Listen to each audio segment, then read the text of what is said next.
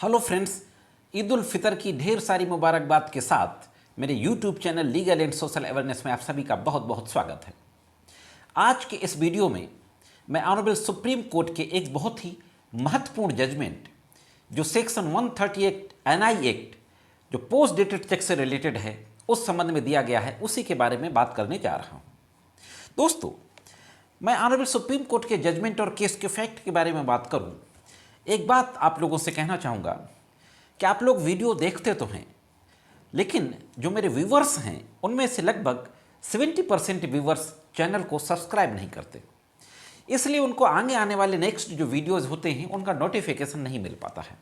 इसलिए मैं आपसे अपील करना चाहूँगा कि चैनल को सब्सक्राइब करें और बेल बटन को हिट करके ऑल पे सेट कर दें, जिससे कि भविष्य में जो भी वीडियो अपलोड करूँगा उसका नोटिफिकेशन आप तक पहुँच पाएगा और आपको कानून की नई नई जानकारियाँ मिल पाएगी। और वीडियो अगर अच्छे लगते हों तो इनको शेयर और लाइक भी किया करें। साथियों, इस केस के फैक्ट इस तरीके के थे कि दो कंपनियों के बीच में एक एग्रीमेंट होता है 4 मेगावाट बिजली को बनाने के लिए, और इस संबंध में 11.5 करोड़ रुपया एडवांस दिया जाता है और कुछ सिक्योरिटी के रूप में चेक दी जाती है, post dated cheque. Post dated cheque देने के बाद एग्रीमेंट में इन सारी बातों को लिखा जाता है, लेकिन दोनों के बीच में किसी तरीके का कोई डिस्प्यूट होता है और वो कंपनी जिसको कि एडवांस में भुगतान किया गया था वो उन चेकों को लगा देती है बैंक में, और वो चेक बाउंस हो जाती हैं। चेक बाउंस होने के बाद जो पावर जनरेशन कंपनी थी जिसने की चेक दी थी, उसके डायरेक्टर सैंपली सत्यनारायण राव के खिलाफ 138 का मुकदमा मजिस्ट्रेट के न्यायालय में दाखिल कर दिया जाता है। 138 की कंप्लेन के खिलाफ उस डायरेक्टर के द्वारा ऑनरेबल हाई कोर्ट में 482 की एप्लीकेशन फाइल की जाती है, सीआरपीसी 482। मैंने 482 पे सेपरेट वीडियो बनाया है, आई बटन में आप उसको देख सकते हैं। और दो सवाल उठाए जाते हैं ऑनरेबल हाई कोर्ट के समक्ष कि यह जो चेक थी ये रूटीन चेक नहीं थी, यह पोस्ट डेटेड चेक थी, सिक्योरिटी चेक थी, और जिस दिन ये चेक दी गई उस दिन किसी भी प्रकार का डेट और लायबिलिटी नहीं थी, इसलिए ये post dated security cheque section 130 act के परवी में नहीं आएंगी, इसलिए कंप्लेंट को खारिज किया जाए। हाई कोर्ट सत्यनारायण राव के इस तर्क से सहमत नहीं होता और उसकी सेक्शन 482 सीआरपीसी की एप्लीकेशन को खारिज कर देता है। सत्यनारायण राव के द्वारा ऑनरेबल हाई कोर्ट के इस आदेश के विरुद्ध सुप्रीम कोर्ट में क्रिमिनल अपील फाइल की जाती है। क्रिमिनल अपील संख्या 867/2016, एसएलपी संख्या है 5410/2014।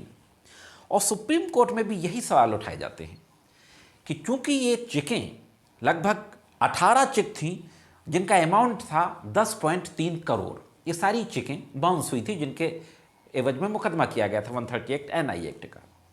तो यही सवाल सुप्रीम कोर्ट में उठाया जाता है कि क्योंकि ये पोस्ट डेटेड चेक थी, सिक्योरिटी के रूप में ली गई थी, चेक लेते समय कोई डेट और लायबिलिटी नहीं थी, इसलिए ये सेक्शन 138 एनआई एक्ट के परव्यू में नहीं आएगी।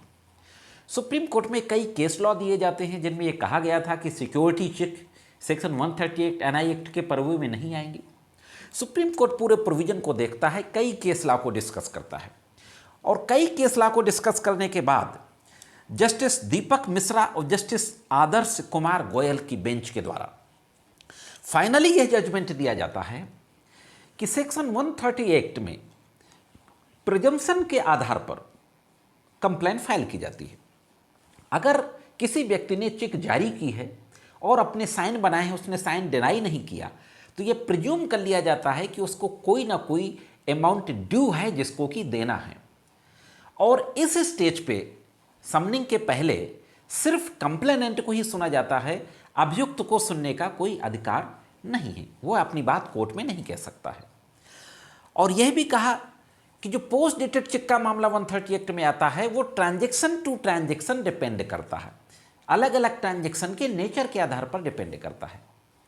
फाइनली सुप्रीम कोर्ट ने माना कि चूंकि जब सिक्योरिटी चेक दी गई उस समय लोन एम्बर्समेंट हो चुका था, लोन का एग्रीमेंट हो चुका था, ये सारी बातें लिखा पढ़ी में आ चुकी थी, इसलिए अब इनको यह कोर्ट में प्रूव करना होगा कि जो चेक दी गई वह अमाउंट ड्यू था या नहीं ड्यू था। और फाइनली सुप्रीम कोर्ट ने भी criminal appeal sampling Satyanarayan Rao द्वारा जो दाखिल की गई थी खारिज कर दी गई। तो दोस्तों, यह था एक महत्वपूर्ण जजमेंट जिसका फायदा आप ले सकते हैं पोस्ट डेटेड चेक अगर डिसऑनर हुई है तो 138 का केस दाखिल करने के लिए। आज की वीडियो में सिर्फ इतना ही। ये जानकारी कैसी लगी कमेंट्स करके जरूर बताएं। मिलते हैं किसी अन्य वीडियो में कानून की कुछ अन्य जानकारियों के साथ। तब तक कानून की विभिन्न तरीके की जानकारियों के लिए देखते रहें लीगल एंड सोशल अवेयरनेस।